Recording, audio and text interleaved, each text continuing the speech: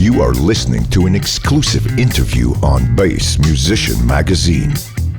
Hey everybody, this is Raul for Bass Musician Magazine, and today we have the great honor and pleasure of chatting with bassist for the Cymbals, Mer Sal.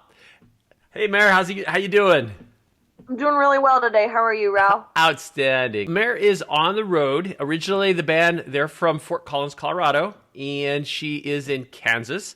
And thanks to the amazing technology of Skype, we can be in geographically different places and chat a little bit. Mer, let's start from the beginning because a lot of people will kind of want to know a little bit about your story. How did you get started in music and, more importantly, in bass?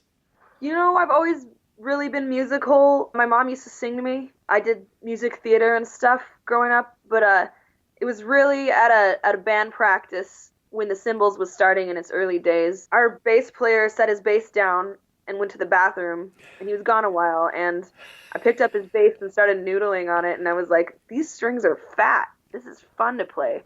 And within about 3 months, I kicked him out of the band and became the bass player myself.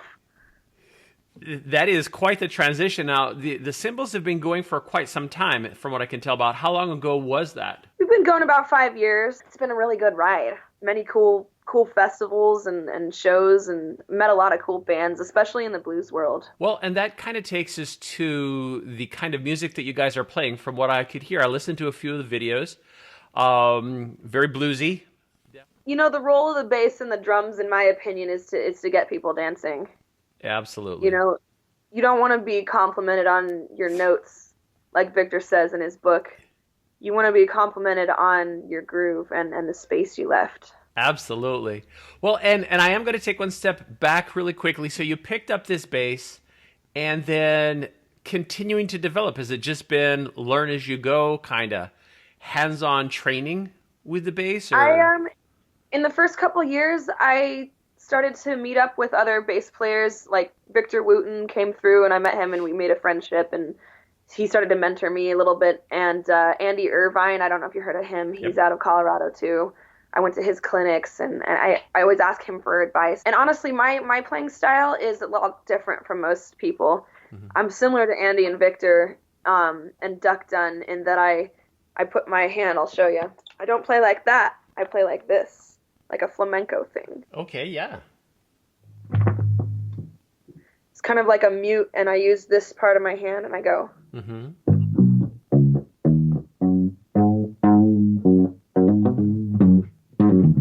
Because you could unmute it, or you could mute it. It's a flamenco thumb technique. Because my husband, the guitar player in the band, mentored me as well, starting out, and he plays flamenco on the side.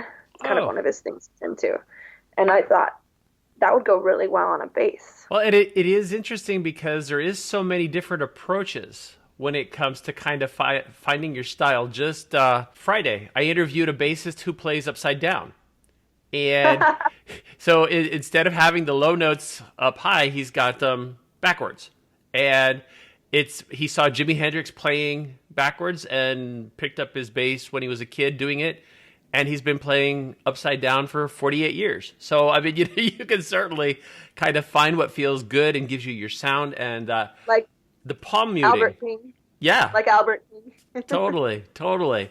Well, and since we're looking at your bass, tell us a little bit about your gear. What are you playing? What gives you your voice?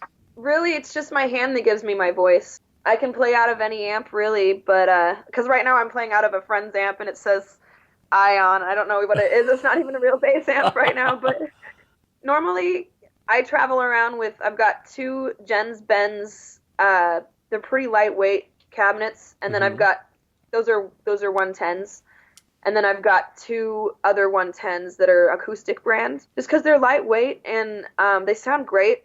And then I got 2 heads. I'm totaling about 1,000 watts. I've got a GK Galleon Kruger head and a Fender head that are like, each of them are less than like 3 pounds. Because we're touring a lot, and you got to fit everything you can in the smallest vehicle possible for the most gas efficiency, you know? And you want the best sound too. So I'm totaling about 1,000 watts in bass heads, maybe 1,300 watts between 2 little heads.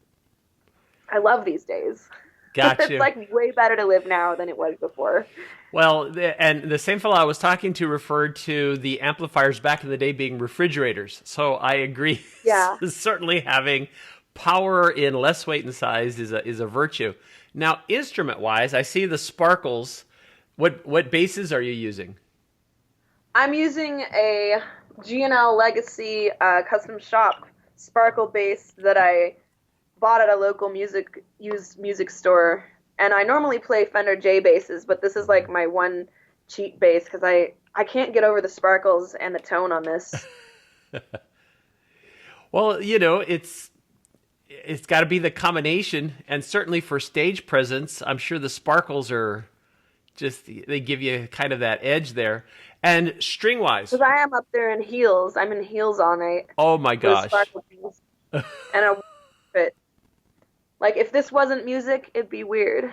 And string wise, String wise, I have an endorsement with Kurt Mangan, who's another guy out of Colorado. He used to be a former president of Ernie Ball Strings. My Smile record ended up getting me an endorsement with that, and I ordered like a bunch at once, and it's a great company, and they don't break on me, which is nice. if you're breaking strings, you're playing pretty hard. The hell out of it, yeah. Other gear things, do you use pedals or are you going straight with the sound that you get from your instrument? I've experimented with various pedal boards. I like my Sparkle Drive. Oh, Voodoo Labs makes the Sparkle Drive. I've used a wah pedal on and off, but basically I'm kind of just all in my hands right now. I'm kind of going through a phase where I'm not really satisfied with a lot of pedals.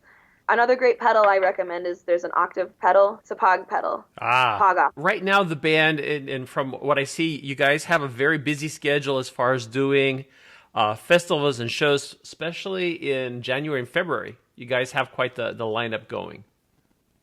It's going to be fun, January.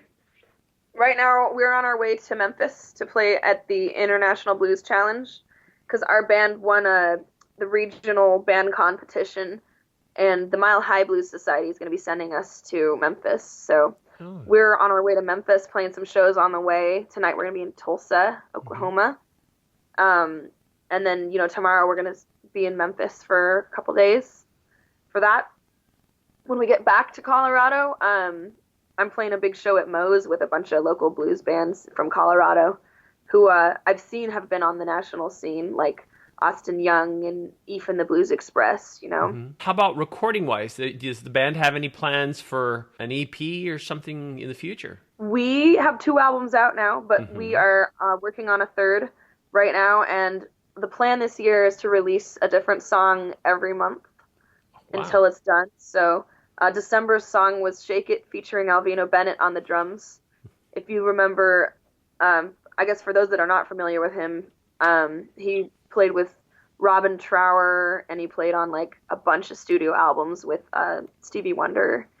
And anyways, he's got a great credential, and we met him at an open jam in Los Angeles one time and became friends. And so that's that track. But we got this month, we're going to release on Tuesday, actually. We're releasing Good For Me, which is original tune again. Very cool.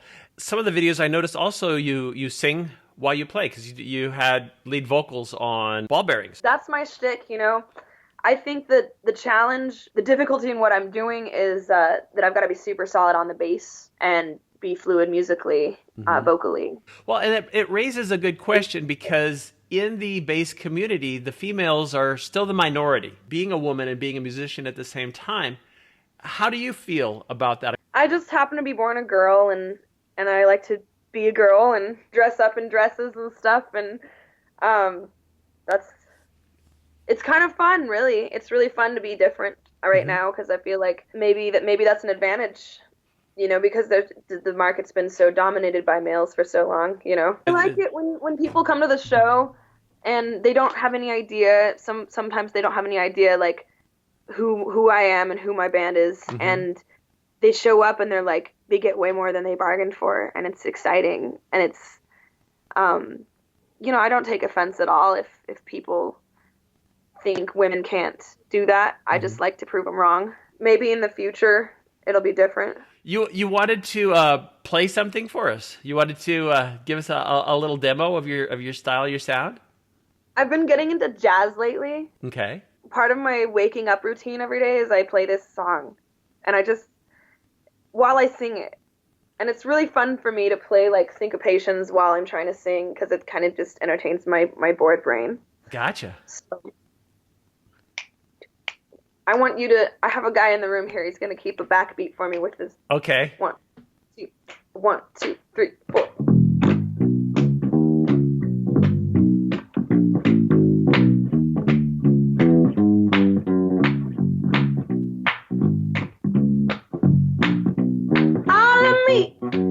Why not take all of me? Can't you see I'm no good without you? Take my arms, I want to lose them. Take my lips, I'll never use them. Your goodbye left me with eyes that cry.